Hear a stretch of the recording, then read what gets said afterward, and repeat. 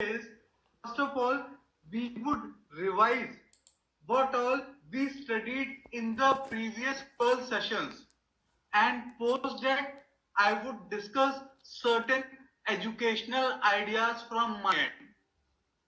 I hope everyone is with me. What all we studied in the previous 12 sessions, and post that I would discuss certain educational ideas from my end. I hope everyone is with me. Friends, I would request please focus on the session. All of you. I hope everyone is with me. Right, friends?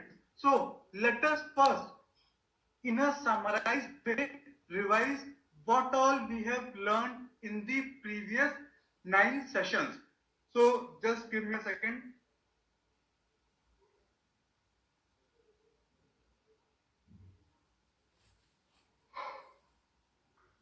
Dasari ji, I would request please focus. Everyone. Right. So friends, as part of top-down approach of fundamental analysis, we started with economic analysis. Right. So under economic analysis, we discussed the concept of economic cycle. Then we discussed various phases of economic cycle. Thereafter, by studying certain key performance indicators of the economy, we concluded that currently India is in recessionary phase of economic cycle.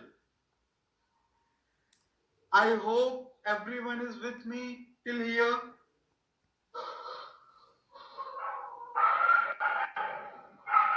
Right?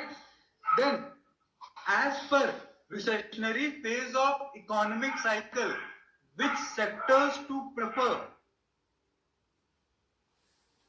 Okay, I would do that, Pradeep ji. So, always remember, for sustainable growth of any economy, a fine balance between GDP and inflation has to be maintained, right?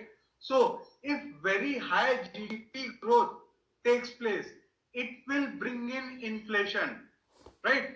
Which in turn will result in vicious cycle, right? Because it will result in lower future demand, people postponing their purchases. So a government and central bank of a country has to always ensure that they target a sustainable level of GDP growth and inflation rate. I hope everyone is with me. Pradeep ji.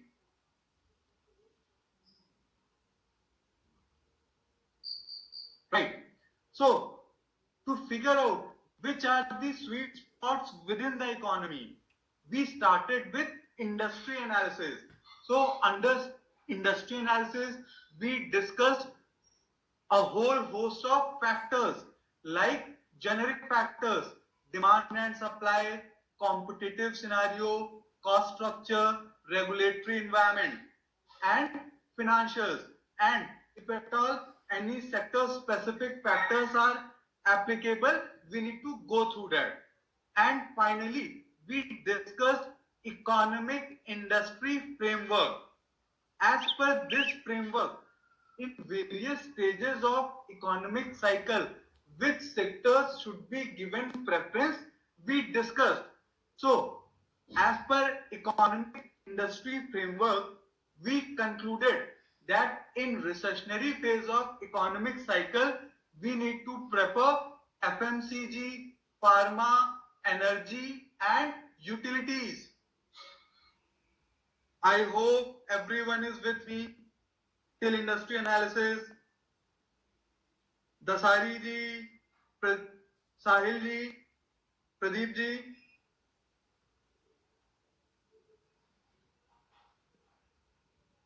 Right? Then within these sectors, which are the companies to be given preference? For that, we started with company analysis. So under company analysis, firstly we discuss the qualitative part. Under qualitative part, we need to look at the three M's, which are business model, management, and economic mode. And we also need to study the growth drivers, both internal and external, and finally the concerns and challenges which the individual company might be facing. Right? And for qualitative analysis, one of the best resources, management discussion and analysis part of annual report. I hope all of you recall it.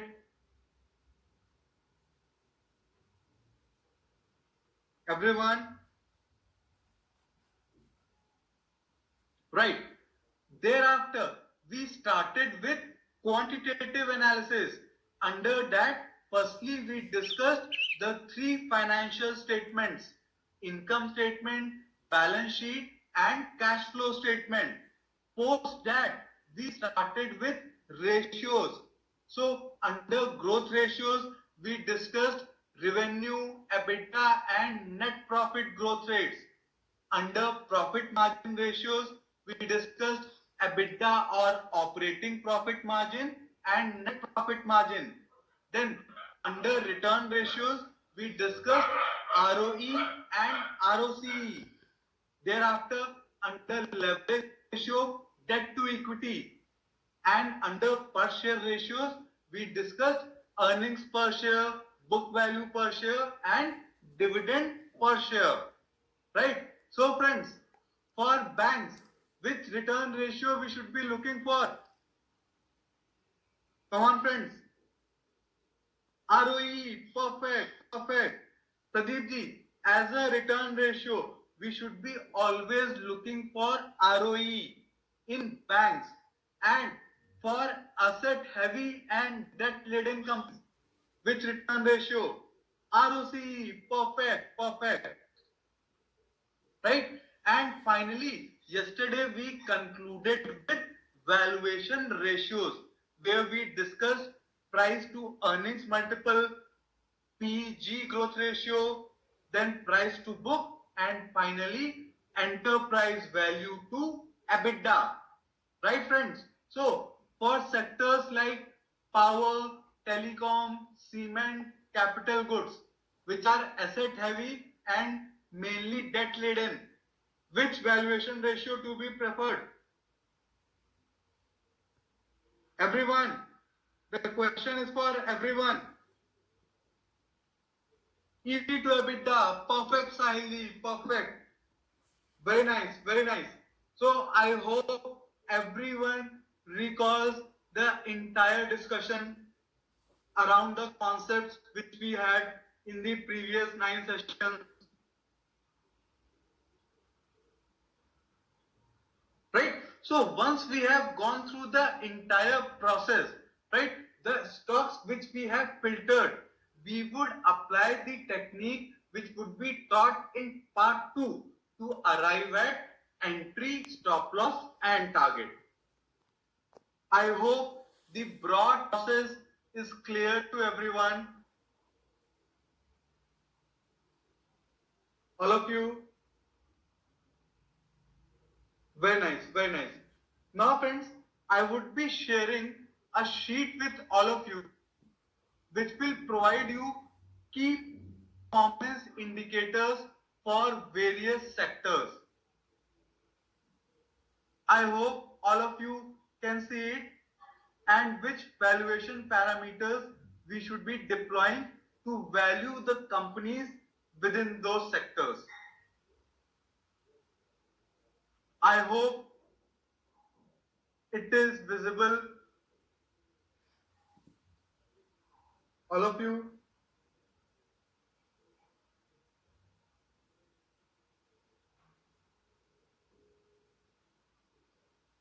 Kolaji, this is the prominent one, right?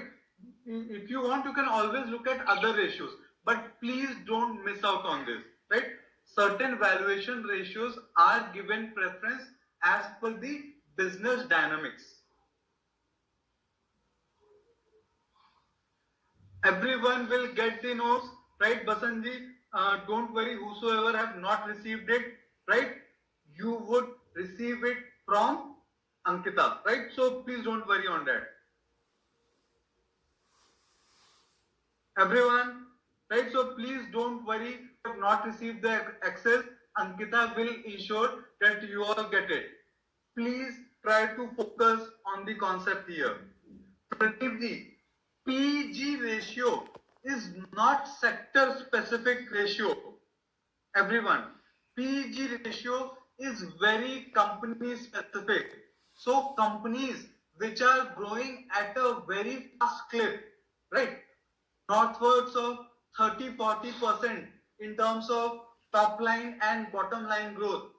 Those set of individual companies have to be looked at along with PE-PG ratio. Pradeep ji, I hope it's clear.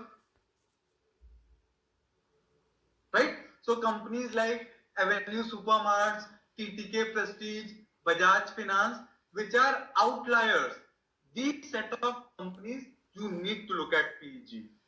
Right? So again, friends, the APIs which I have mentioned here, it is not an exhaustive list. Ashuji, did you attend yesterday's class? Ashuji,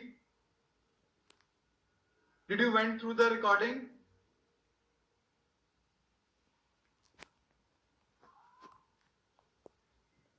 Right? So Ashuji, please refer the recording. Yesterday I have discussed valuation ratios. So under that I have discussed PEG ratio, where price to earnings in numerator and EPS growth rate in percentage terms in denominator is expressed. Right? So for the set of companies which are trading at very high PE multiples and their revenue and profit growth is very high, in fact exponential. Companies like Avenue Supermarts, Bajaj Finance, TTK Press of the world, those companies have to be looked at PG ratio, right? Then optically on P multiple, they might look costly, but when you will account for future growth, you will get better sense of valuation.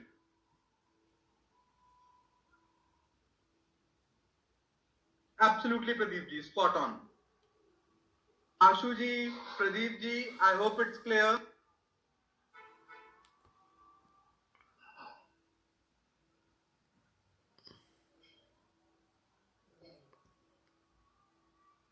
Right? So, Ashu ji, please refer the recording. If there is any doubt, please let me know. Right? So, friends, the point which I was stressing, here the KPIs which I have mentioned, it is not an exhaustive list. These are critical parameters which we should absolutely review, right? But at times there would be certain more indicators also, right? So this is the broad guideline which we should follow, right? So in auto, first of all, I hope everyone knows on first day of every month, auto sales data is released.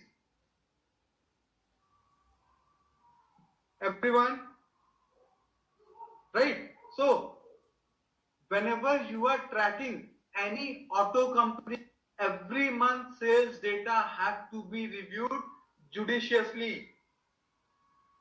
I hope everyone is able to hear me.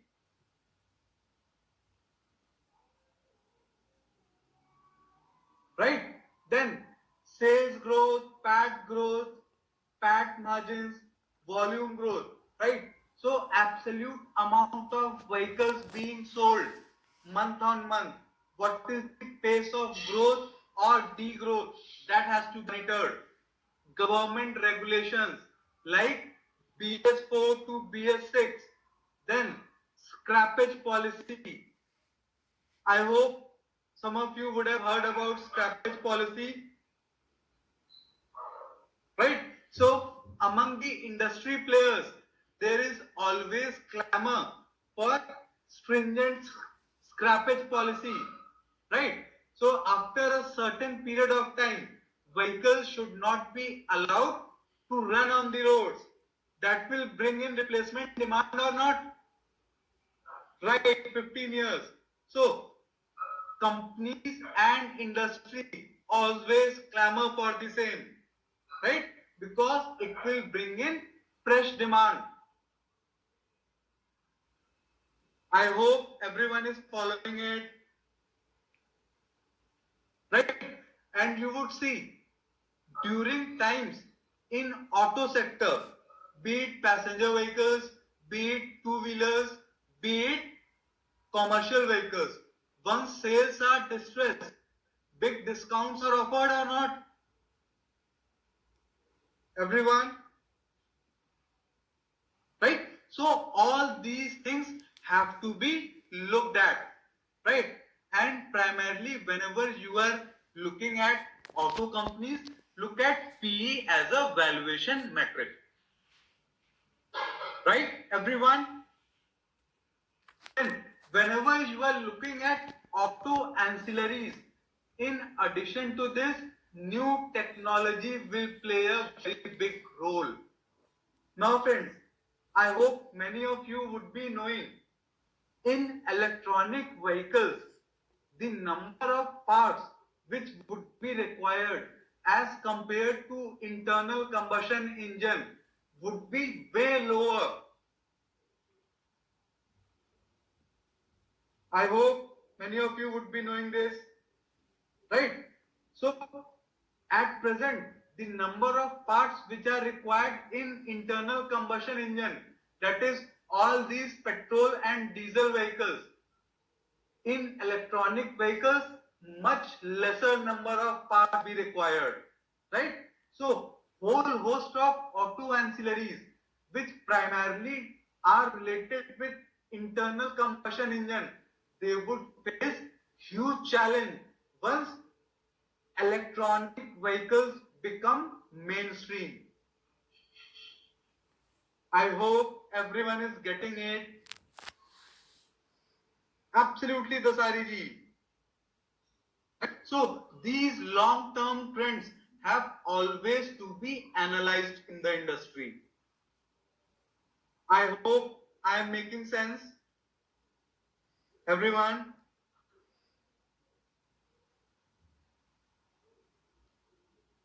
Ashu ji, Sahil ji, I hope everyone is getting along.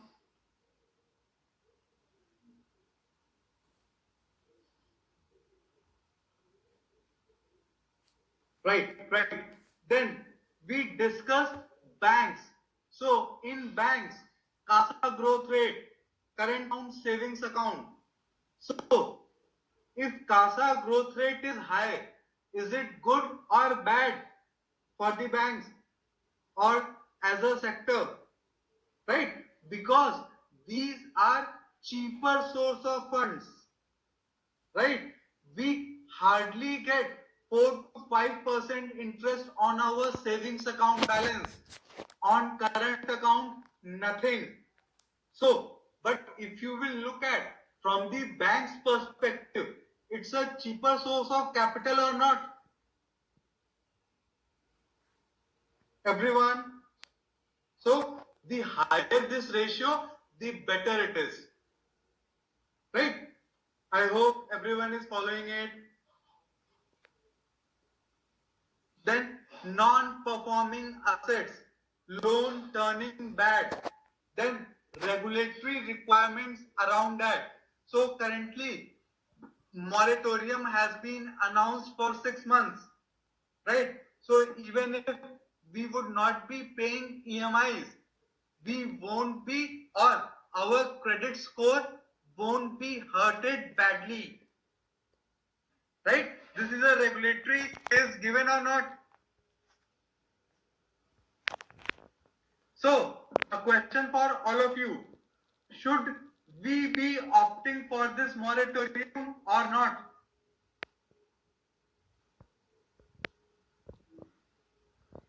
Absolutely fantastic. Very good answer. Friends, believe me, if you are opting for the moratorium, actually your total payments would be higher, right? Because for the period which you are not paying, you have to pay additional interest. So financially you would be hurt more. The only silver lining is that your credit score will not be disturbed. So any of you, if you can afford it, please pay your credit card bills, housing loans. Don't for moratorium. I hope everyone is with me.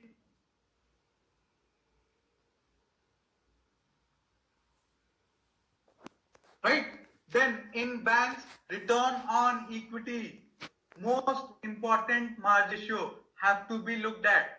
Net interest margin, very important parameter, right? Then with respect to general banking environment, we need to look at CRR ratio, SLR ratio, capital adequacy ratio, and loan growth. I hope all of you recall it, how important loan growth is, right?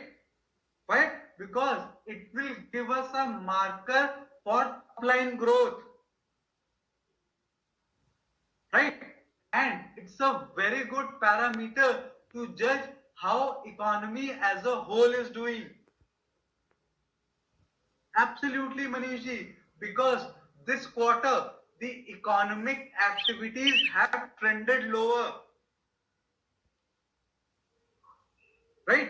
So to assess the economic health, loan growth is very critical, right? As most of us would be knowing, right? Most of the businesses up to certain extent depend on credit, right? So for overall economic growth, loan growth should be maintained at a upward trajectory or not, right? Otherwise, it will result in shrinkage of the economy. I hope everyone is getting it, right? And the valuation metric which we should be deploying is price book for banks and NBFCs. So,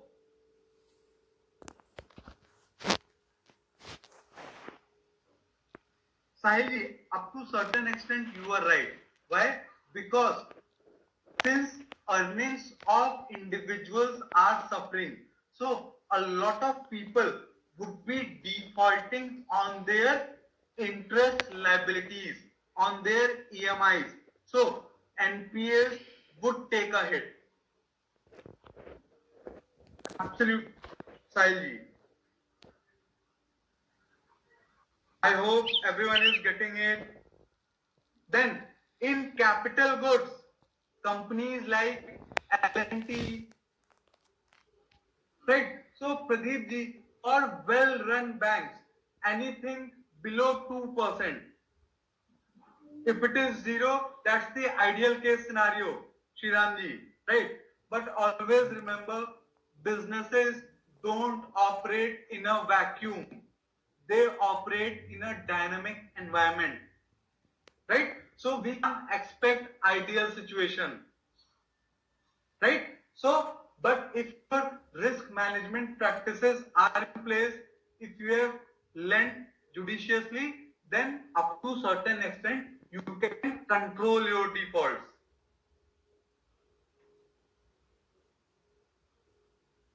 right? So people who would be doing business would always know that whenever you are doing business, certain proportion of default is part and parcel of business, right or not?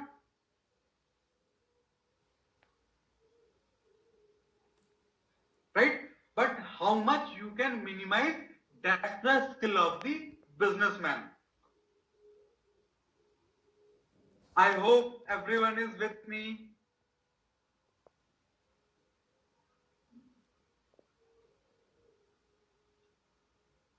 Right? Then capital goods, companies like L&T, Voltam, Siemens, right, which produce heavy engineering equipment, right?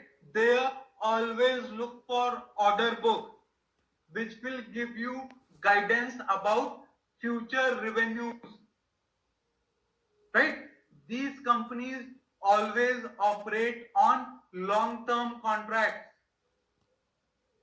right? Then parameters like operating margin, debt to equity ratio. I hope everyone is getting it. Friends, always remember, if a business is debt heavy and asset heavy, the margin ratio which would be prominent would be operating or EBITDA margin. In other scenarios, we would look at net profit margin. Very nice, Shekharji, right? But I want everyone to get along, right?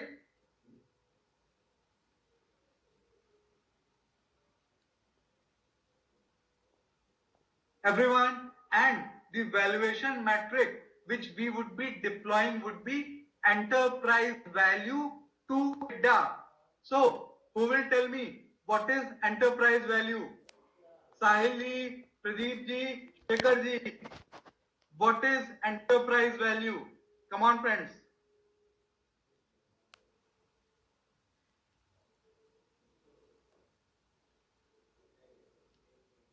Come on, friends.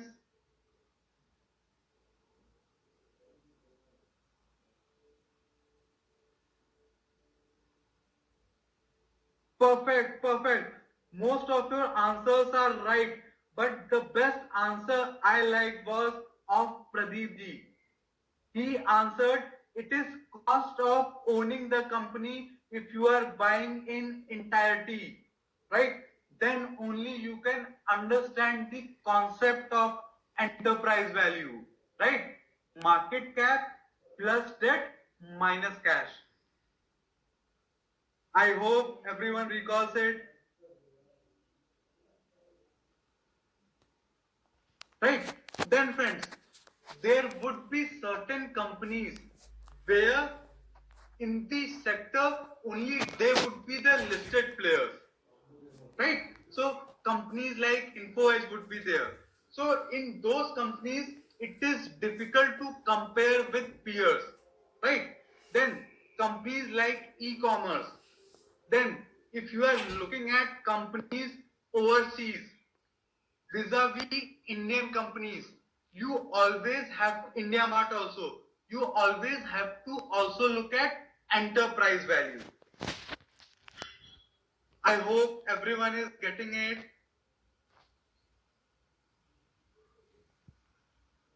Right?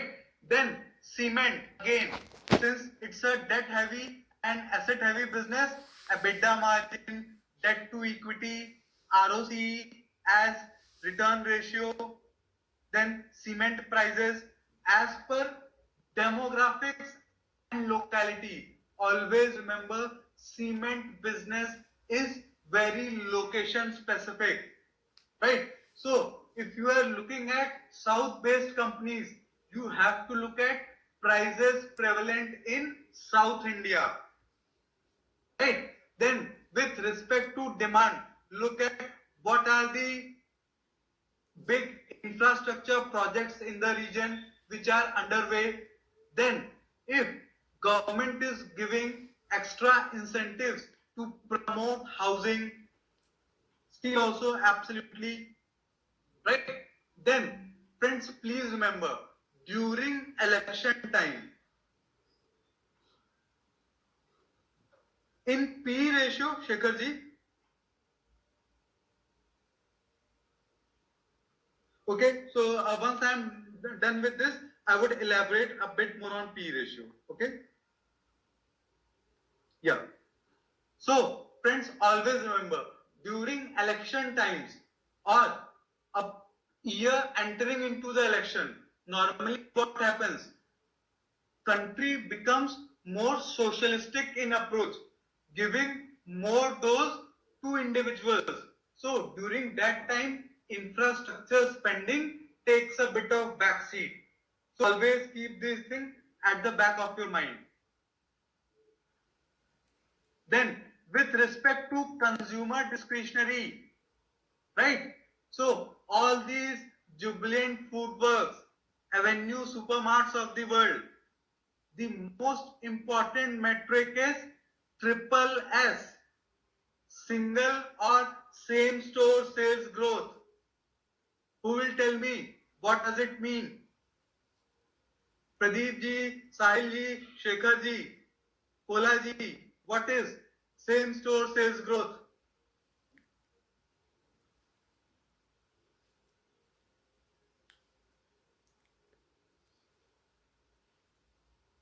What is same store sales growth?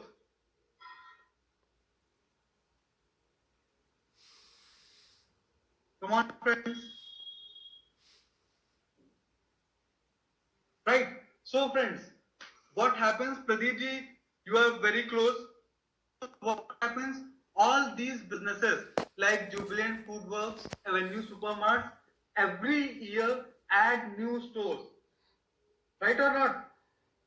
Right. So, if you will look at cumulative revenue growth, it will always look higher. Right? But the true metric to look at whether company's growth has picked up is the stores which existed last year. In those stores, whether growing top line has taken place or not. Right? That would be like to like comparison. I hope everyone is following it. That is why same store sales growth is most sort of factor. Shekhar ji, I hope it is published. Absolutely. Shekhar ji, I hope you are with me.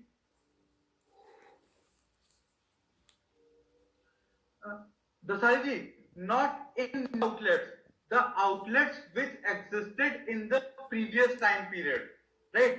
In those outlets, what's the growth? If say previous year 100 outlets are there, sorry 100 outlets were there, this year 120 outlets are there, so same store sales growth would be determined on 100 outlets which existed last year, their revenue, and 100 outlets, the same 100 outlets growth this year.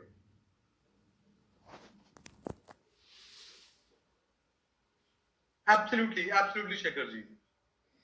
Right? Again, P as a metric should be deployed. Again, in consumer goods, FMCG, friends, once you will look at all these brokerage house reports, you will find these data. Right? In consumer goods, always remember volume growth and advertisement and promotion expenses have to be monitored. Right? So, yesterday HUL numbers came. Right? So, which was the key monitorable? Volume growth. Right? So, it is very important parameter to track in FMCG businesses. Volume growth along with advertisement and promotion expenses.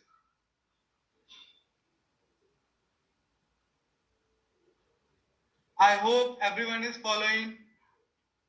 Shekhar ji, the numbers of HUL were good, right? In most of the product categories, they had seen a good bumper in volume growth. Numbers were good, absolutely.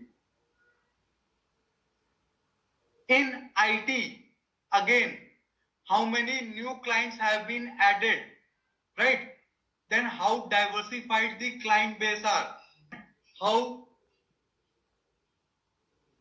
they always monitor at constant currency growth. Can anyone tell me what is constant currency growth?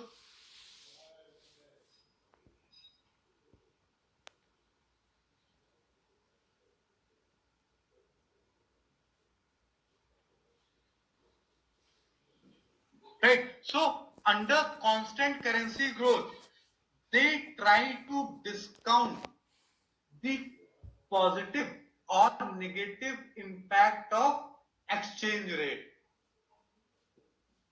Right? At times, this would hurt the company. At times, it would benefit the company. But to track the real performance in growth, they always look at constant currency growth. Why? Because exchange rates can't be controlled by the companies. Up to certain extent, they can only hedge it. I hope everyone is following it. Then in metals, again, the same concept of capital goods, all the matrix remains the same. Right. So, Dasari ji, what are FMCG companies? All the biscuit companies, soaps, shampoo companies, HUL, ITC, Britannia, all these would be fast moving consumer good companies. Right. Then consumer discretionary would be what? Things like all the discretionary product items like jewelry, like air conditioners, like big electronic products which we obtain in our house, which depends upon discretionary income. In addition, hotels, in addition, even tourism up to certain extent would be part of consumer discretionary. Right? Consumer goods and FMCG is more or less the same thing. Dasari ji, I hope it's clear. Sudha ji, I hope it's clear.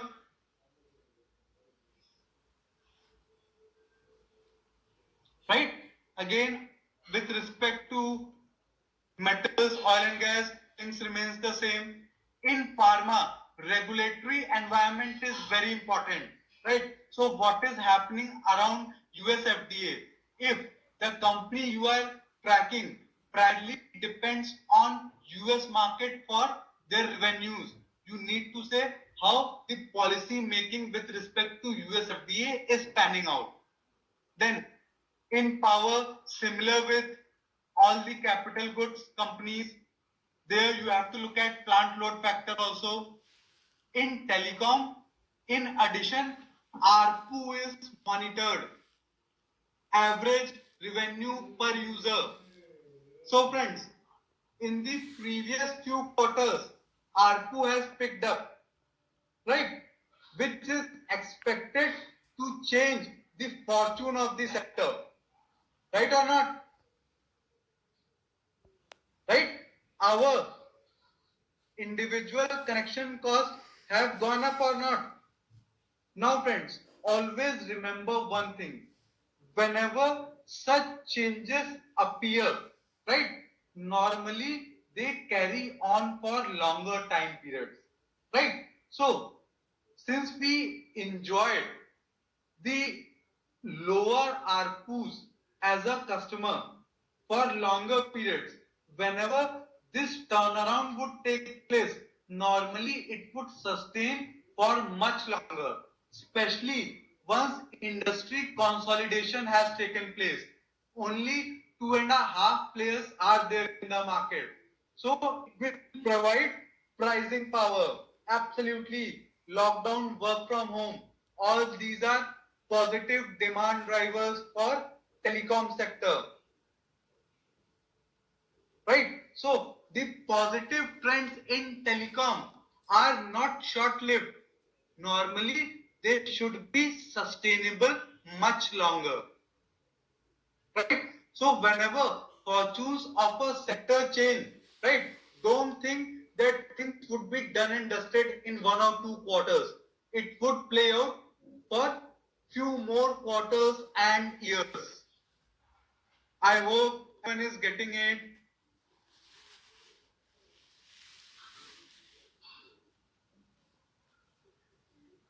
Right? So, Shekharji, you asked me to discuss more on PE multiples, right? So, Shekharji, did you attend yesterday's session, first of all?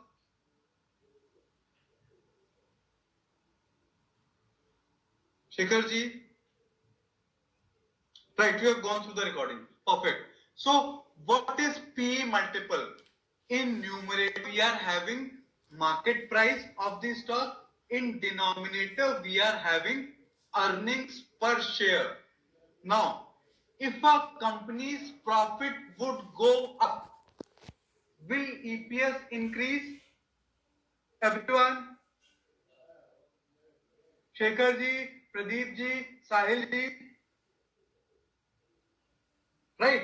So, a company which is profitably trending higher, right? Future growth in EPS will take care of the P multiple or not? Because denominator is increasing. Everyone, right? So PE multiple numerically is impacted by two things. Firstly, growth or degrowth in earnings per share. Secondly, by the price of the stock. Right? Other things remaining the same. If price has corrected big time, PE multiples will contract or not? Shekhar ji and others.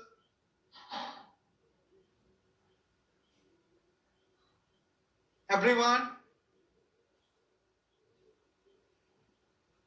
Shekhar ji, if price of the stock has corrected, numerator would decrease. Shekhar ji, right? So if numerator will decrease, P multiple would go down or not? Right?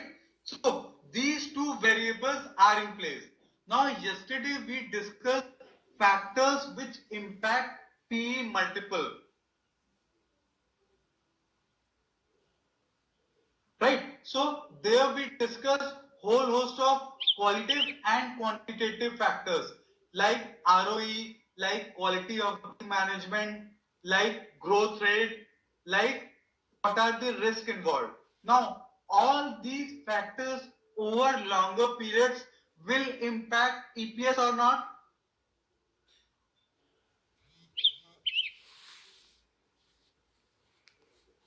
So I hope everyone is getting what are the factors which impact P multiple.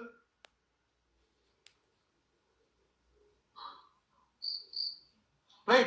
Now, Shekhar ji, what you are saying now, if you recall, yesterday I shared screener dot Shekhar ji. Now, you can compare P multiple of vis-a-vis peers and versus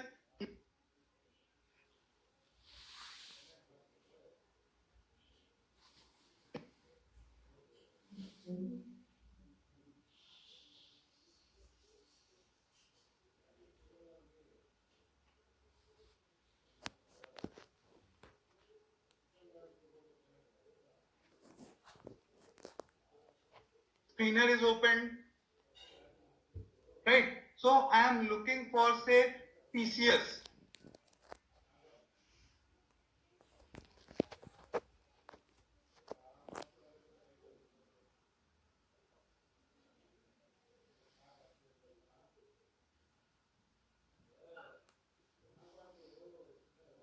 Right? Just click on the same. Now, in the second column, you can see PE multiples of peer stocks, right? So TCS you can compare vis-a-vis Infosys, HCL, Wipro, Tech Mahindra, the biggies of the sector, and you can get some idea whether the stock on valuation parameter is cheap or dearer as compared to its peers. I hope, Shekhar ji, you are getting it. Shekhar ji, if you want to look at sector PE, edit columns, can you see?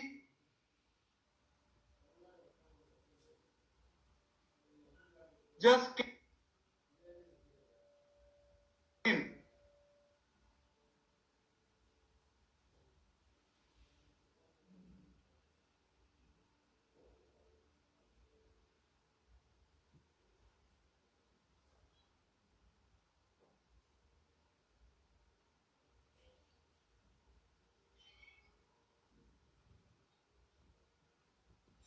Then can you see industry PE? You need to check it. And then you have to save columns.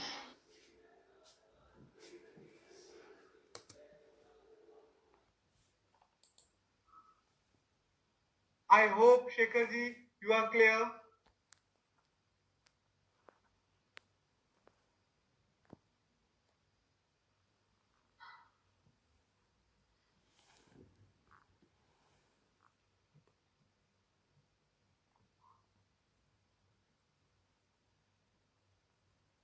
Now, Shekharji, always remember, TCS is the biggest player in the industry, right? So normally this would never happen, right? The sector leader will normally command the highest PE multiple. Sahil ji, Shekhar ji, right? Because in this sector, the player which is contributing the maximum, generally maximum value would be derived by that company or not, right? Say for example in Bank Nifty, right? HDFC and Kotak will always play much more bigger role. Why? Because their contribution in the index is highest. Absolutely, Vishal ji. Sahil ji, Ashu ji, Shekhar ji, I hope you are getting it.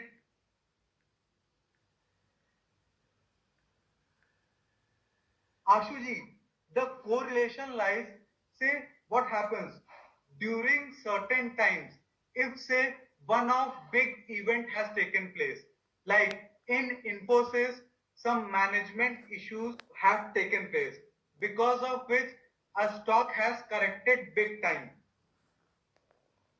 Right? So during that time, if you are confident that the management would be able to resolve the issue, then you would be able to buy the company much below its average valuations and at times much below industry PE multiple.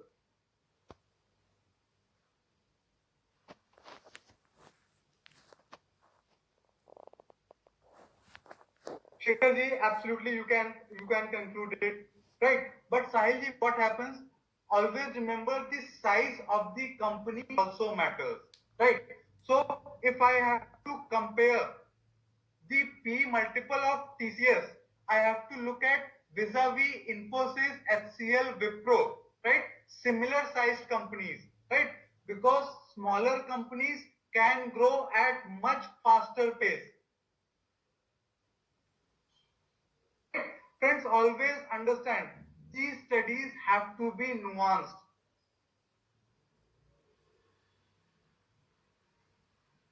In this, you can say HCL Tech is cheaper, Ashuji.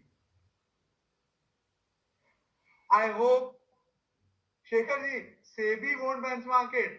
We as investors need to do it.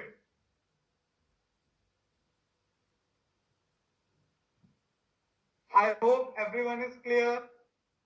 Sahil ji, yeah, the lesser the PE, better it is. Kananji, why Wipro? You need to study the performance of Wipro. If Wipro is not able to deliver similar revenue growth, similar margins, similar bottom line growth, right? Will it command similar P multiples, Kananji? Absolutely. So we need to analyze, then only we need to conclude.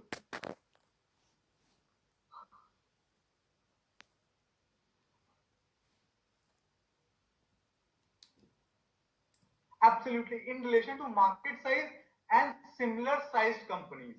Sahili. Similar sized companies. Abhirami ji, absolutely we need to analyze the reasons. I hope everyone has got it. Similar size means that what is the top line, right? If say a company is selling 1,000 crores, right? It can't be compared with other company which is selling 10,000 crores. Ashuti, right? Because at smaller scales, profitability logics would be different. At larger scales, profitability logic would be a bit different. TCS is in its own league because it's a market leader. It's a proven management. I hope everyone is with me. Absolutely not, Pradeep ji. Just look at revenue growth and profitability growth. It's not high. Isuji, industry PE is kind of a weighted average of all the players in the industry. Right? Pledged is if promoters pledge some of their holdings in banks in lieu of money. That is pledging.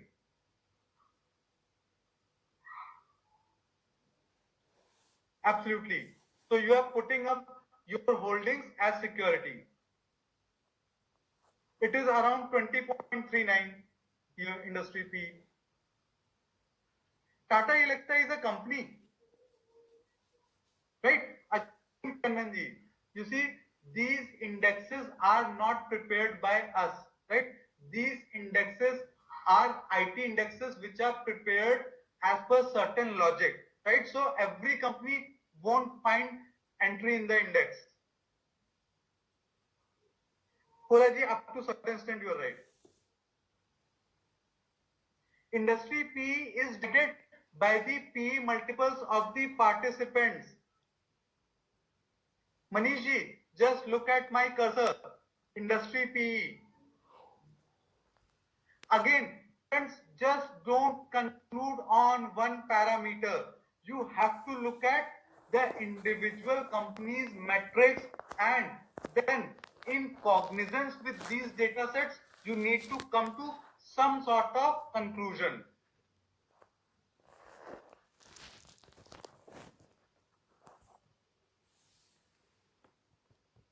Shekharji, that tells us that it is more of a median range valuation. Right, Ashuji, but just see the amount, it is nominal.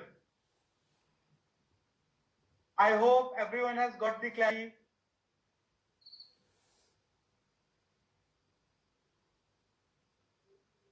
Everyone?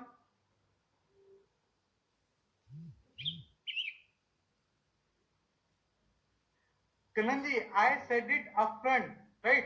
It is one of the parameters valuation. But before investing into the company, you need to follow all these steps. In quantitative analysis, whatever we have discussed, you need to go through them. If you are confident on those parameters, then only valuations have to be looked at.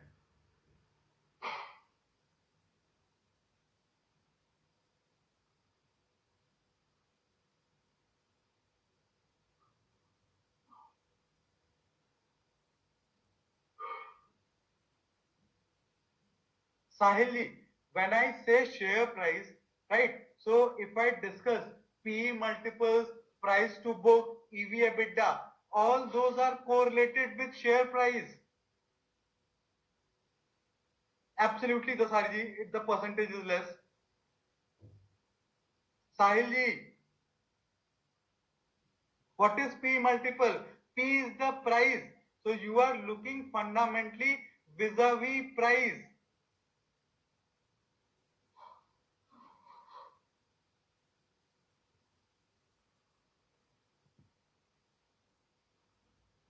You have to wait for it to become attractive.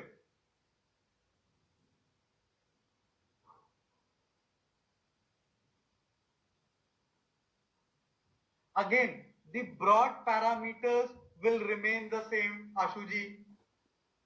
Right? So, Sahilji, I would be discussing examples going forward so you would get better handle. Right? I would request all of you, friends, in fundamental analysis, a lot of effort is required for from all of you. Right? The more reports you will read, the better clarity.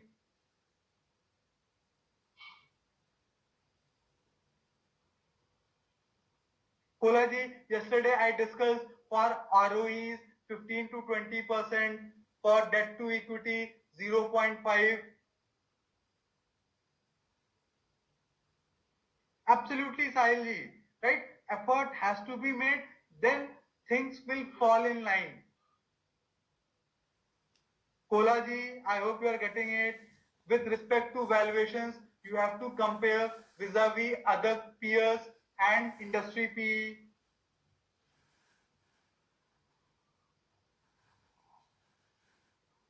Right?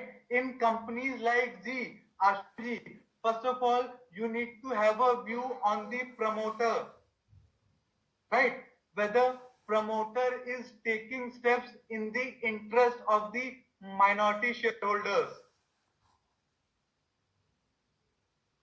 For all these data sets, you need to refer to all the brokerage house reports and annual reports.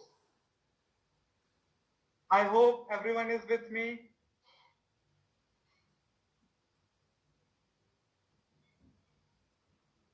Right? So friends, it is 8-1. We would be taking Dasari, people who can read it well, they find lot of value there. Right? So let's take a 10 minutes break.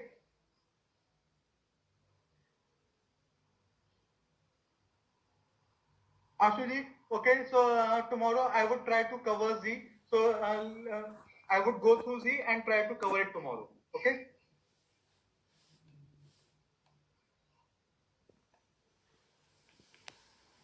It is 8:02 in my clock. Let's resume the discussion by 8:12.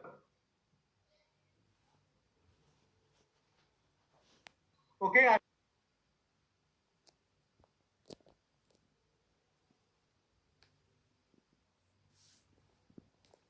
Ashuji, what I was saying was I would go through Z's report and I would provide you my 2 bits tomorrow on Z.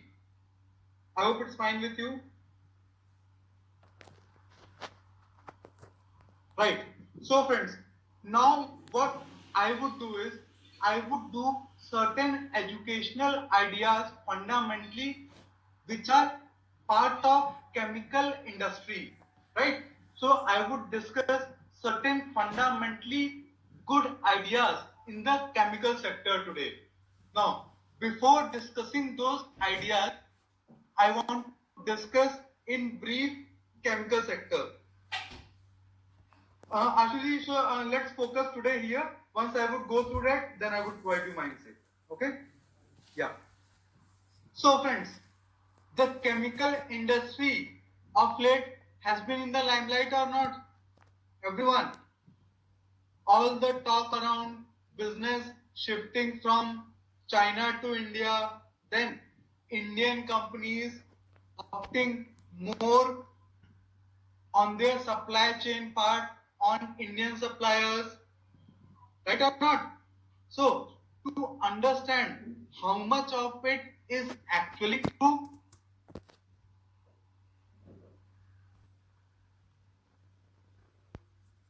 and how much of it has substance, let us first understand certain basics of the chemical industry.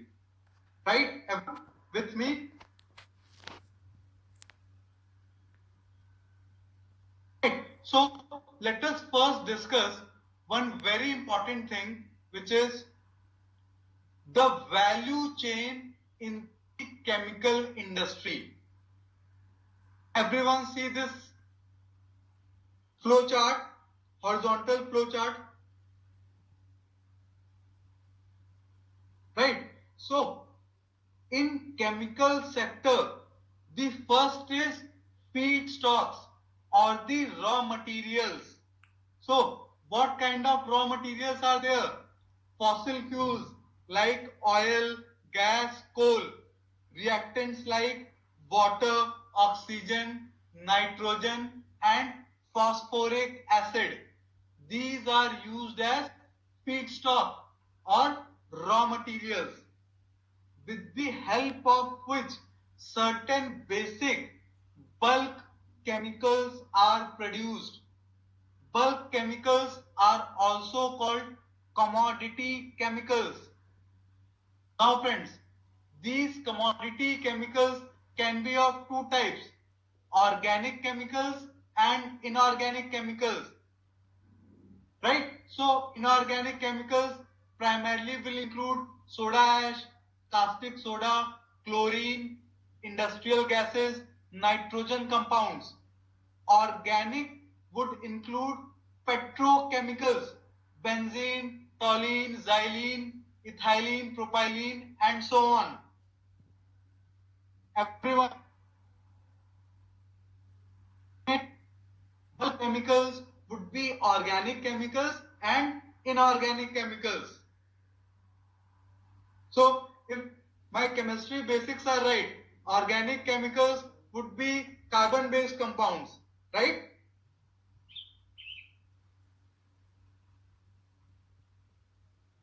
Right? Friends, always remember, all these bulk chemicals are always produced in large scale, right? And it will have lower margins. I hope everyone is with me till here. After that, with the help of bulk chemicals, certain intermediate chemicals are produced. So,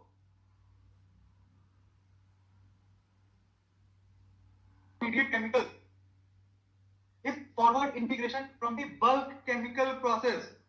Products like agro intermediates, pigments, dyes, pharma intermediates, and petrochemical intermediates will,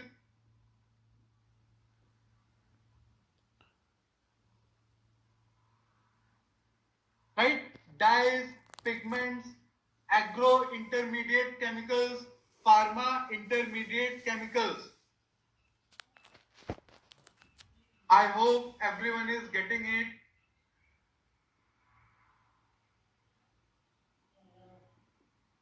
Then the next and final step is specialty chemicals. The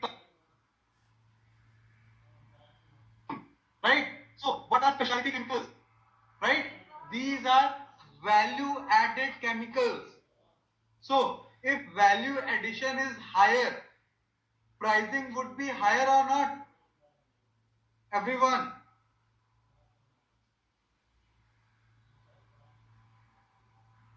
So they would be always low volume and high value businesses. Everyone getting it?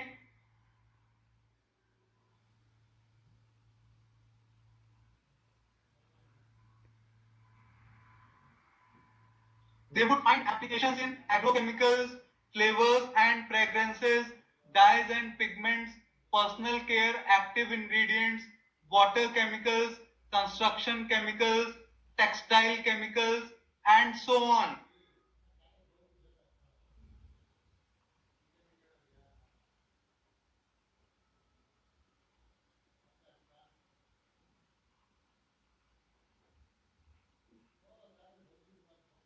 You clear with it? Shekharji, so from company to company, individual expertise would differ, right? So some companies will have expertise in commodity chemicals, some companies will have expertise in specialty chemicals, right? So it all depends upon expertise in individual. Now, growth prospects are very high, especially in bulk chemicals and specialty chemicals. I hope everyone is with me. Kananji, I would share it. Don't worry.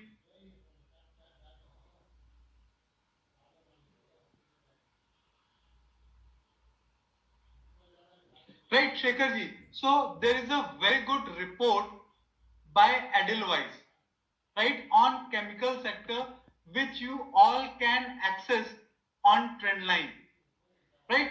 So that would provide you very good insights with respect to changes happening in the chemical sector.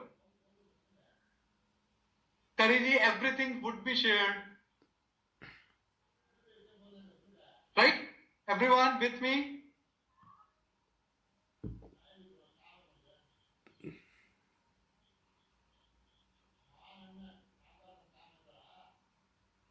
Right. So friends, now this shift from China augurs well for Indian manufacturers, right?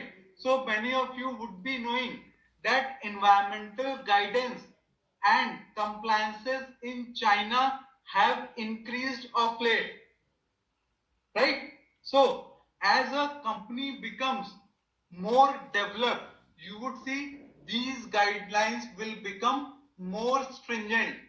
So many companies who are not able to adapt in China with these stricter guidelines have to shut shop.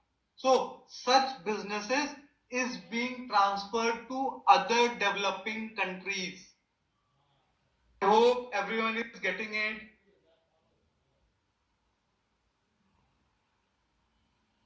Then during COVID-19, many developed countries companies have realized that with respect to supplies, concentration risk is very high.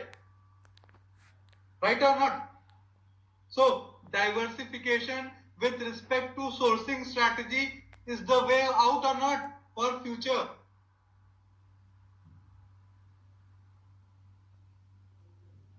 Everyone, now friends, a question would be asked by many that why only India would be able to benefit of this situation, right? Why not other Southeast Asian countries like Vietnam, Bangladesh, and so on? Friends, again, chemical is a complex sector, right? So many Indian companies who have had expertise in it, right? Who have had good relationship with the clients in developed countries, only those would be able to take the benefit of this incremental demand. Everyone following it?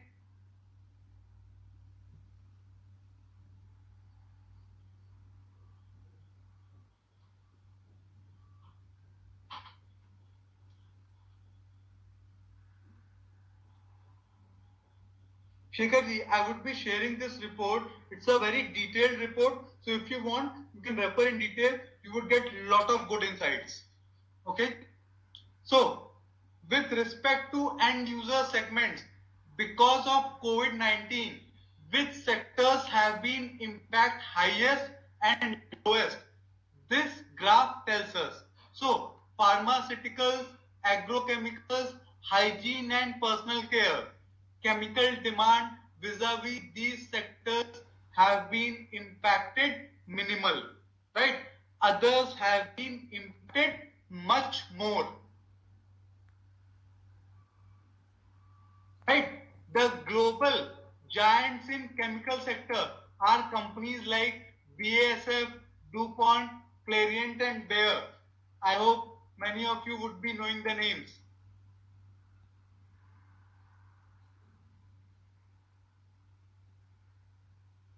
Now, friends, this graph is very important. Just give me a second.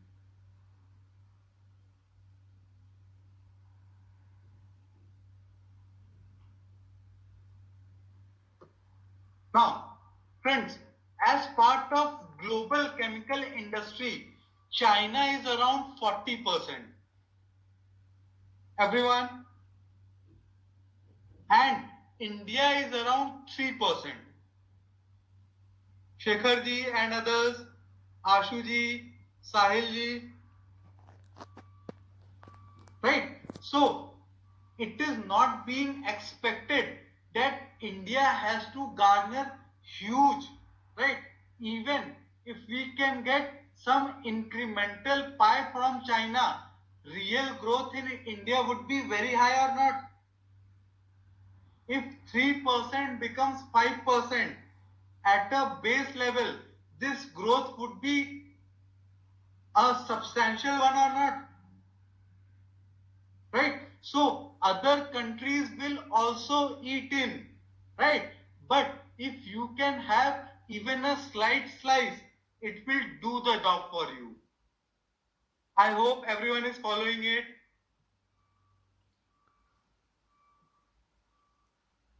Right? So, in 2008, India's share was 2.3%. In 10 years, it has increased by 40 basis points. In percentage terms, it is good growth vis-a-vis overall chemical sector growth rate.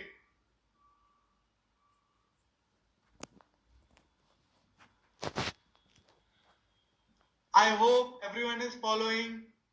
So, CAGR growth rate in Indian chemical industry has been 7.6% vis-a-vis global growth rate of 3.8%. So, Indian chemical sector is on the right path or not? Friends, always remember, there would always be incremental benefits, right? Things will never change 180 degree, right? But at a lower base, if things change, they will provide lot of benefits to the companies who have had experience prior to that.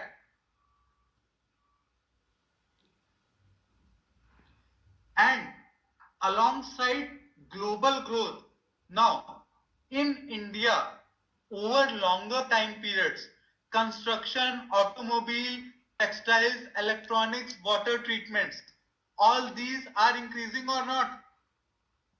Everyone. So, Indian per capita chemical consumption will go up or not? Currently, it is only 10% of world average. So, domestically and globally, there are huge growth drivers intact or not?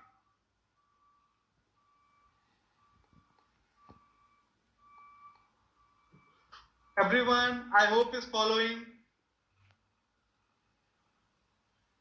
Currently, chemical sector contributes 15% in Indian manufacturing sector and 2% of GDP. I hope everyone is getting broad dynamics of Indian chemical sectors and what are the factors in play at the moment. Now friends, this is very important. As Ashuji, I will discuss individual companies also, right? Given the significant approvals, it requires a long timeline, right? It's a complex process, right? Again, chemical companies are risky also, right? So you would see it will have longer gestation periods. So companies who have proven their mettle and who have had good relationship with overseas clients, they would benefit most because of these incremental shifts in India's favor. I hope everyone is following it.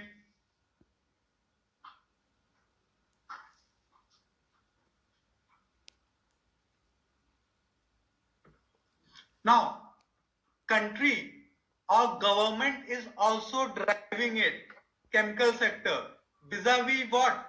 So, 100% FDI has been allowed in chemical sector. It will drive growth or not as more and more foreign money comes into play.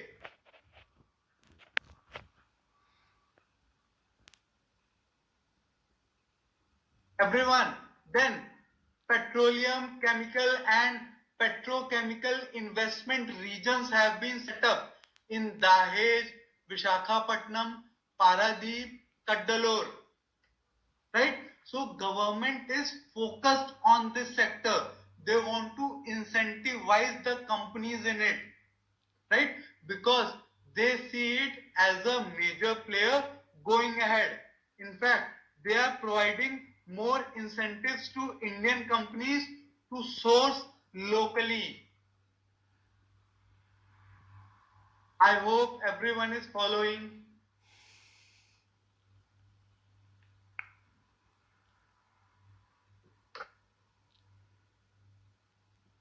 So companies which have built capacities on scale, they would benefit out of incremental demand, who have expertise in process chemistry, expertise in niche areas, successful in the value chain. So the better control you have from the starting point, feedstock chemistry, expertise in niche areas, successful in the value chain. So the better control you have from the starting point, feedstock to specialty chemicals, the better placed you would be with respect to changing dynamics of the industry. Now, let us see individual companies which look attractive. Ashuji, the first company which looks attractive here. Now, it's not a very old report. It's a report of 18th June, Shriramji. Right? So, fundamentally, changes takes place over few quarters. Right? So, we are looking at the recent report. It has been published on 18th June. And we are not here to trade stocks. We are here to invest stocks to realize benefits over short to medium time period. I hope everyone is with me. Now, the first company which looks promising is Aarti Industries. It's a global leader in benzene-based derivatives. Right? Its business model is diversified across customer segments and across geographies. So, concentration risk is not present. Right? In you, as a fundamental investor, you should be having a time horizon minimum of 3 to 5 years.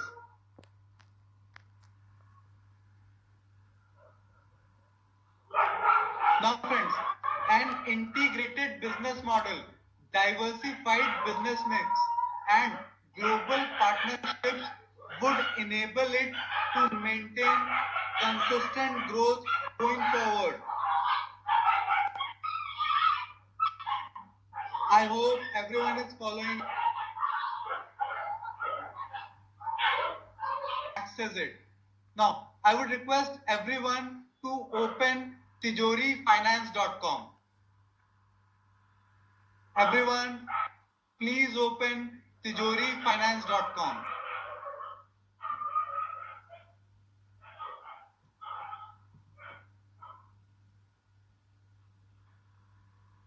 Everyone, can anyone please share the link in the chat box?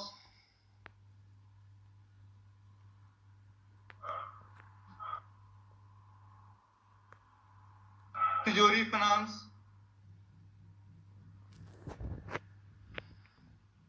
Here I will show you how you can access some meaningful data. Now, I am looking for Aarti Industries.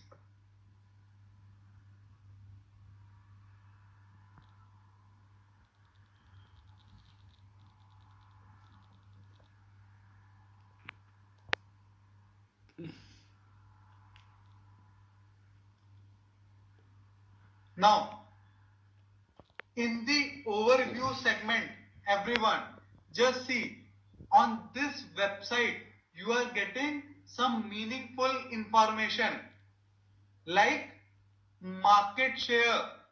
Then, as you will come down, it would also give you data pertaining to revenue mix.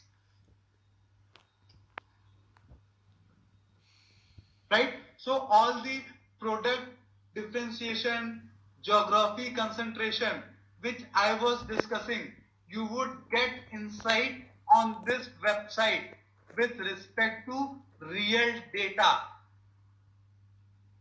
Right? So specialty chemicals contribute 84% and pharmaceuticals contribute 15.4%. Location wise breakup is also given here. I hope everyone is following it. Right, 60% from Indian market and remaining from the rest of the world. Again, that is diversified. So it is good or bad? Diversification. Product wise breakup. Again, pharma, agrochemicals and product wise breakup is well diversified.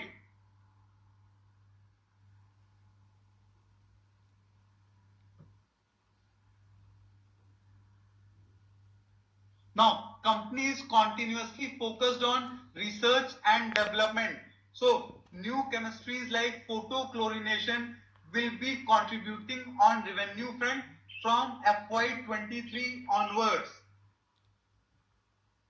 Right. So, this is the present target. But from time to time, analysts will come up with updates every quarter. Top 10 products contribute 55% revenue, right? So product diversification is in place. The company has a fast growing pharma business which exports a large share to both regulated and non-regulated markets.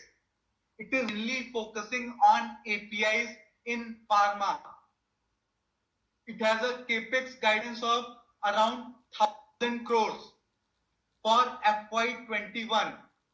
Now, because of challenges related to FY21, management has guided flattish demand, but they expect demand to resume at 15 to 20% FY22 onwards. I hope everyone is following it.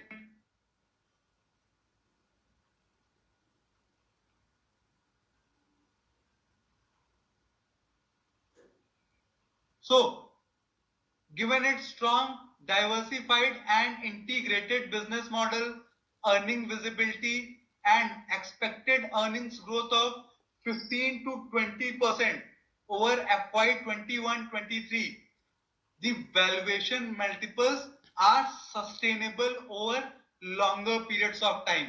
We have already discussed demand drivers in place. Now, just look at quantitatives, EBITDA margins, right? Between 15 to 20%, PAT margins around 13-14%, EV to EBITDA, right?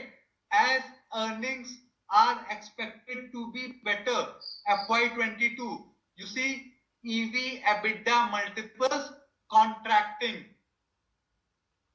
right? ROC is again at handsome levels north of 15%.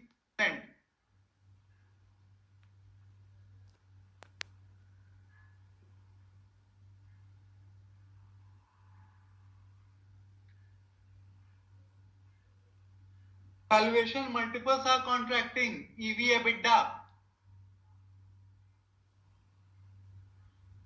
Growth, absolutely. You see revenue growth with respect to FY22 and EBITDA growth. Isuji, enterprise value to EBITDA. You recall yesterday I discussed. So if valuation multiple is contracting, so it will contract. If EBITDA will increase or enterprise value would go down. So if EBITDA will increase, it's a good sign or not?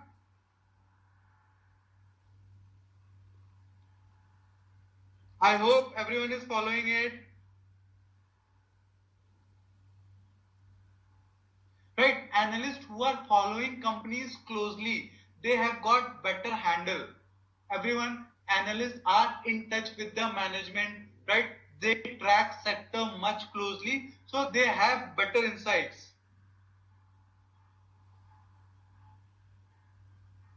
I hope everyone is following it. Now, Aarti Industries manufactures benzene, toluene and sulfur-based derivatives and is a global leader in this segment. Right? It has got whole host of products with proper diversification.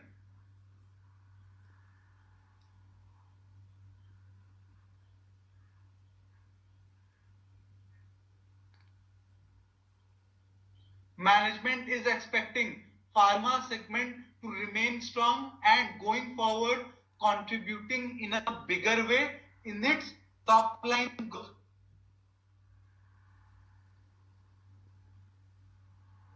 Now, EIL has developed strong relationships with its customers. As I discussed, companies who have good relationships, because of these incremental benefits, those companies would be benefiting the most. So if you look at the price chart of Aarti Industries and if you look at the broad financials over longer periods, it has given very good growth rate, right? Both on fundamentals and with respect to price growth. So it's a proven player, right? Reserves and surplus swelling, long-term debt under control, tangible assets going up as new capacities are being set up. In operating cash flows, everyone, please focus. Increasing year on year. FY21 is the odd one out, right? Again, operating cash flows is sufficient to take care of both financing and investing requirements. So everyone getting the logic why we are optimistic on the future prospects of Aarti Industries.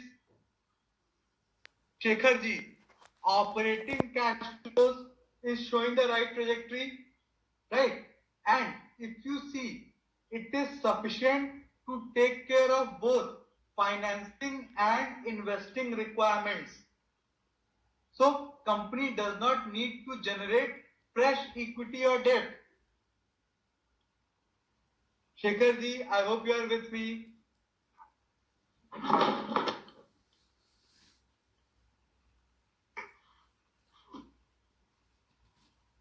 Everyone clear?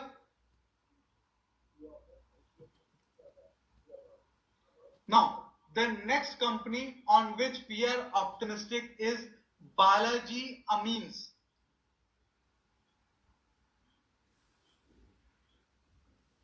Right, Shekhar ji, price targets are reviewed every quarter, right? So analyst is tracking it on a quarterly basis, right? But we as investors have to look at both qualitative and quantitative parameters, and every quarter we need to review it, right? It's not invest and forget. Those times have gone.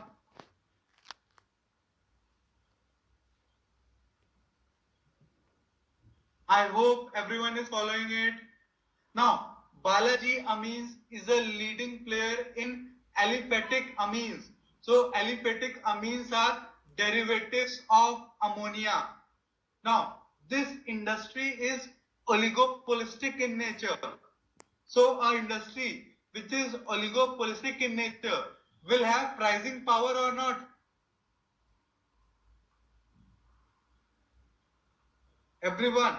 So bigger players will always be able to command pricing power, right?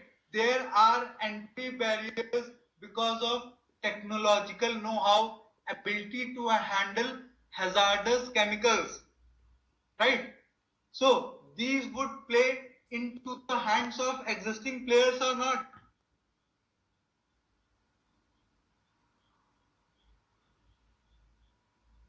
Right? Management has embarked on capacity expansion. They have received environmental clearance with respect to the greenfield project in Sholapur. They would be manufacturing ethylamine and DMC 30 in the mega pit.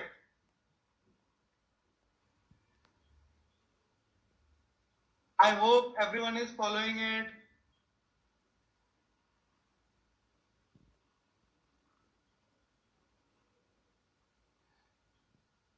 Everyone with me?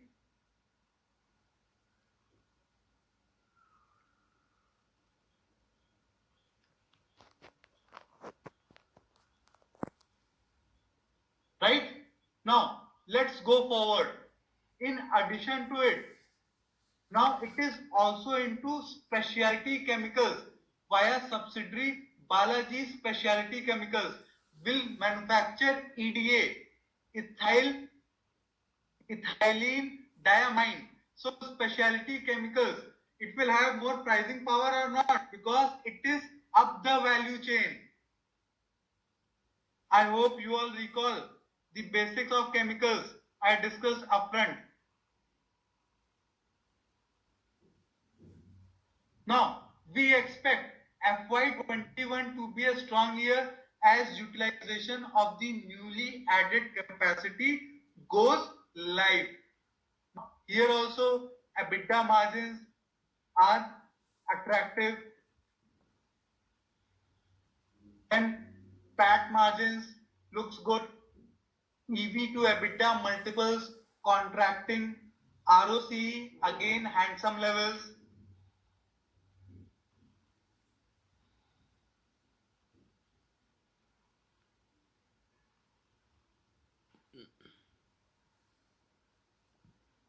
Now, here also, reserves and surplus, just see, on the right trajectory. Borrowings, it has been reduced. In fact, no incremental debt being taken up. As capacities are coming up, net block increasing.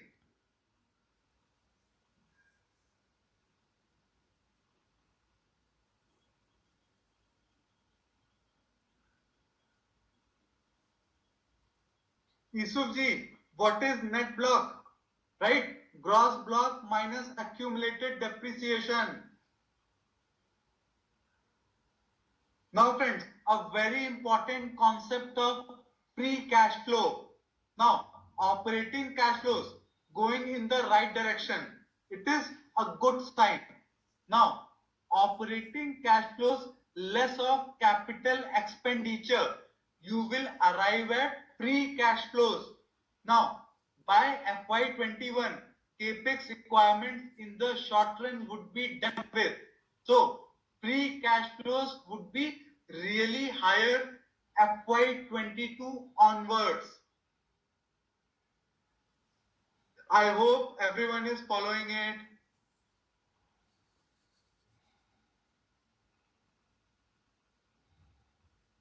Debt to equity, marginal.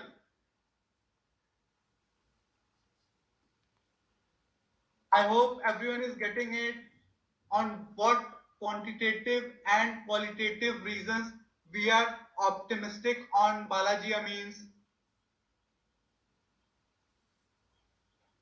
Now, the last on which we are positive fundamentally is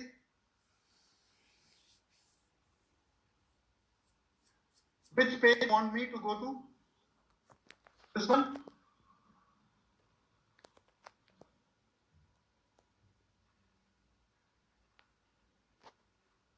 Basariji and everyone, you will have access to these reports. So you all can go in detail.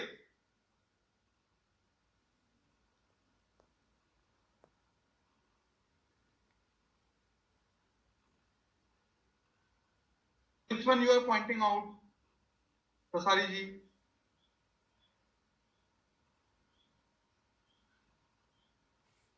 So Basariji, you refer the report. It is not less time. Again,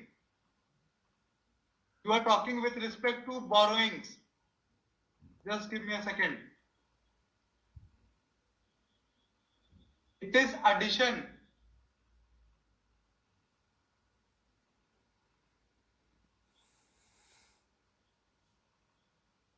Where you are pointing out, I am not able to understand.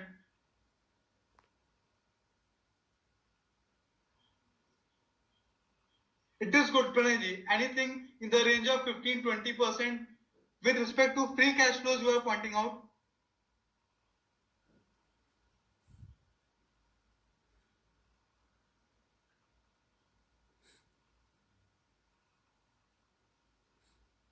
Vivek ji, what is net block? Net block is gross block, that is the price at which assets are acquired.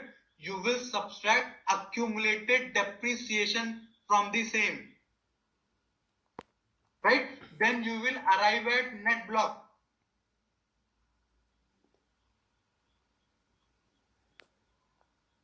Now you are talking about this capex, right? It is -9.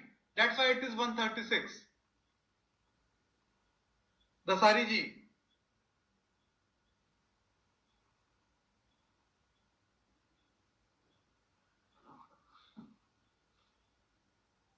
Actually they are writing it back, right?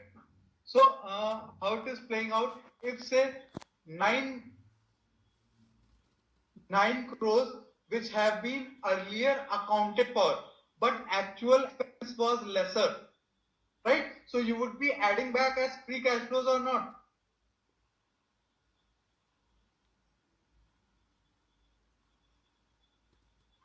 It's an adjustment, absolutely. Dasari ji, I hope you are getting it.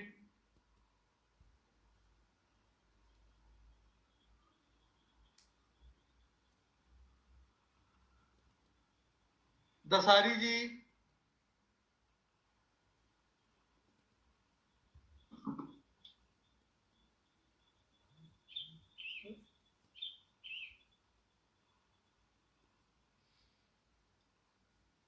Right? So it is -74, absolutely.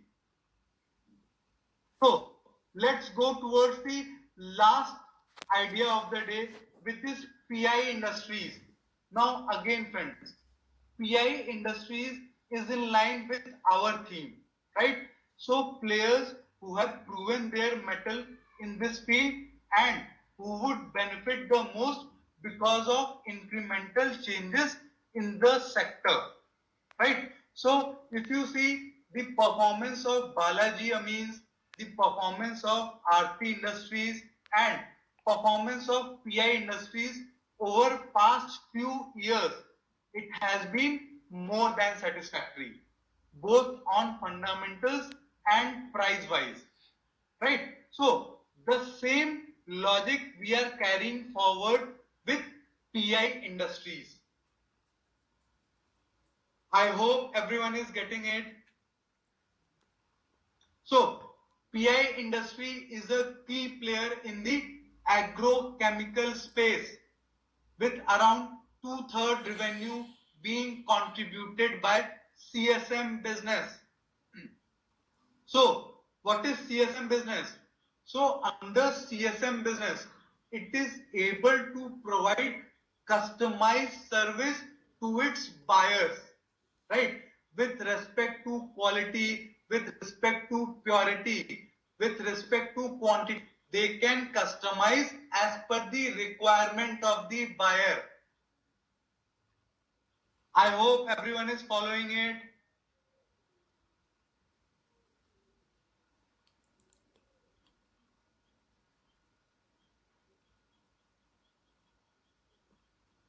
Now, CSM is contributing more as PI continues to undertake R&D and offer a bouquet of chemistry capabilities to its customers. This would be a key driver of growth and profitability ahead. Now friends, in such complex businesses, there would be stickiness of client or not? Everyone, will suppliers would be changing vendors on a short notice or because of short-term benefits? Right? Companies' ability in process research, undertaking complex chemistries and delivering product across batch sizes are key competitive advantages. It primarily works in patented molecules, which provides more visibility vis-a-vis order book. It has clocked 11% CAGR growth rate over 16 to 20 time period, CSM business contribution has increased from 58% to 72%. Now, in the domestic business model, what the company is doing, it is tying up via in-licenses and via co-market products with global partners so that they can leverage on their distribution abilities domestically. So products like Nominee Gold, Ocean, Akira, all these are agrochemical products. They have seen huge success. They are also looking out for inorganic growth opportunities via acquisitions. Now, management has retained. Now, tactical buy means that certain changes like inorganic growth opportunities. Now, the dynamics which are playing out specifically with respect to agrochemicals. Now, if you all recall, I have discussed that few big changes have taken place in the agri place, right? Essential Commodities Act, right? Changes have been made to that, which has resulted in more private participation going forward with respect to storage, right? So, the strategy, whenever key changes in the industry would take place, certain tactical buys would be given by analysts. I hope everyone is following it.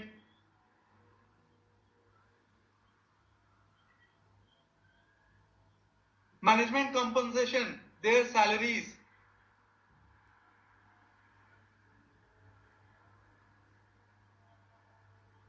OIP, where you are able to view OIP. Karanji, I am not able to see OIP. QIP, it is qualified institutional placement. It is a way of raising equity from institutions.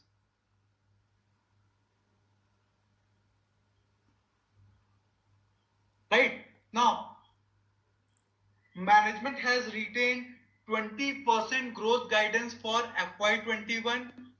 Again, because of good monsoon, they are very optimistic even in FY21.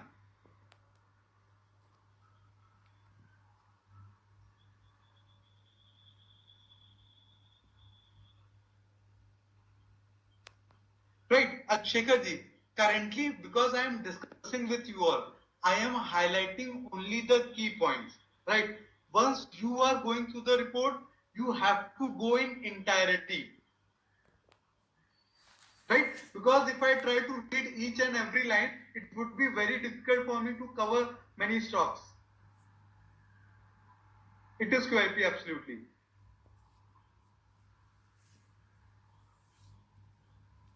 Yeah, the Parikshit has been some challenges, but it is marginal, right? It's not a big directional change.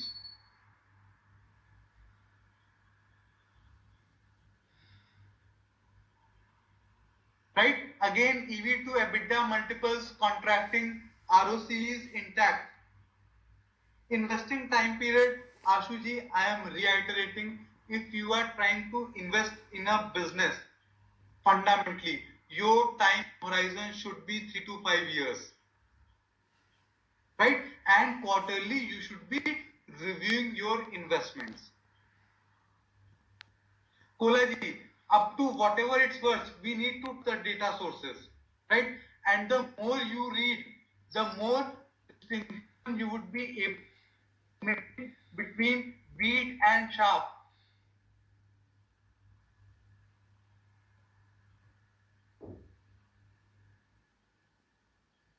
The Sariji, in chemical space, that's what I am pointing out. The three companies, Aarti Industries, then PI Industries, and Balaji Amines.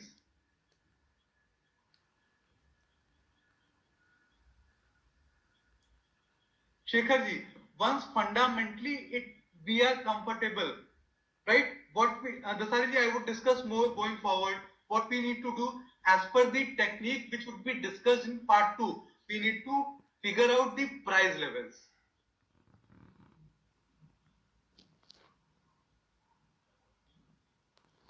Yeah.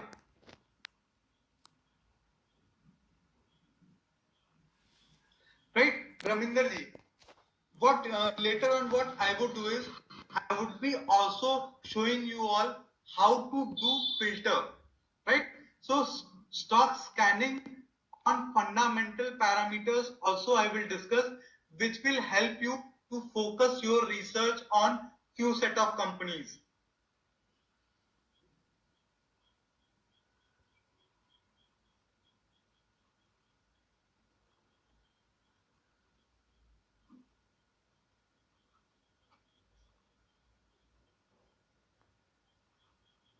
Parikji, I have gone through these reports in detail, right? So for better clarity and for better being in sync with the report, I would request you all to go through the report in entirety. So you would be able to connect the dots in much better way. Right? Vishalji, we have to go by valuation ratios like price to earnings, price to book, and EV to EBITDA. Right? How they compare with a vis-a-vis historical valuations, how they compare vis-a-vis peers. Shikharji, going forward, I would be sharing more resources.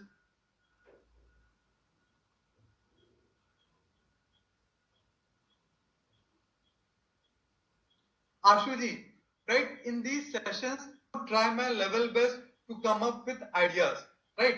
But going forward, this program is all about teaching how to fish, right? So learning the tricks of the trade, that's the main part.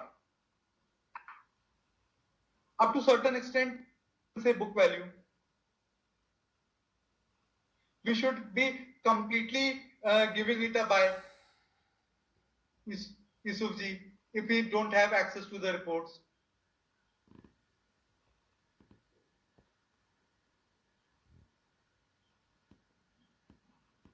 Completely avoid those stocks. If we don't have data to analyze, right, completely skip it.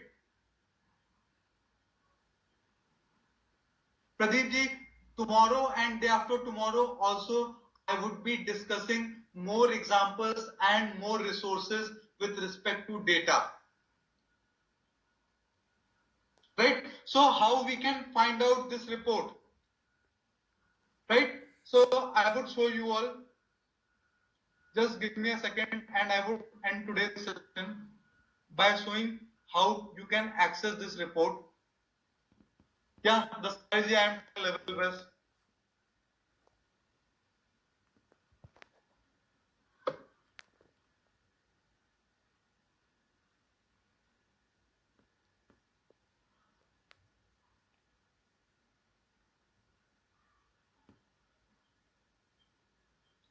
Sahil, again, always remember fundamental analysis is all about approximations, right?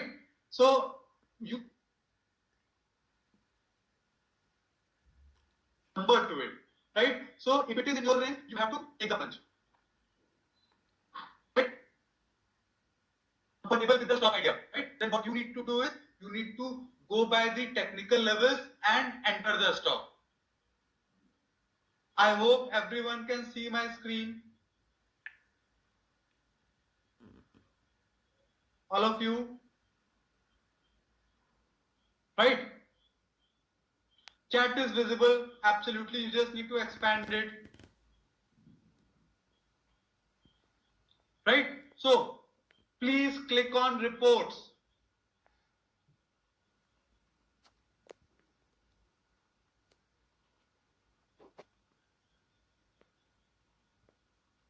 Everyone. Then can everyone see search by broker name? All of you, please confirm.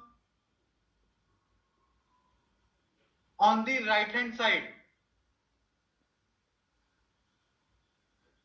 filter by broker, just select Edelweiss.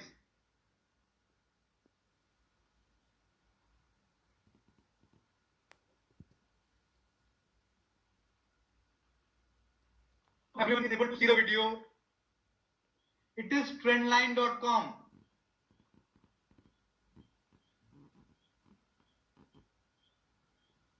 Right? So once you will come down, right, reports by Edelweiss would be listed. Thanks Isufji for sharing the link directly. You all can access the link directly by Isufji.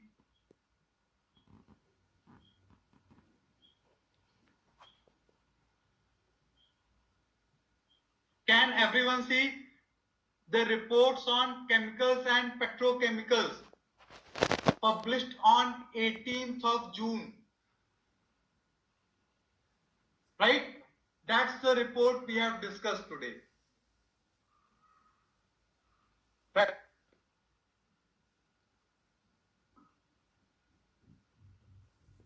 I hope everyone is able to access this report.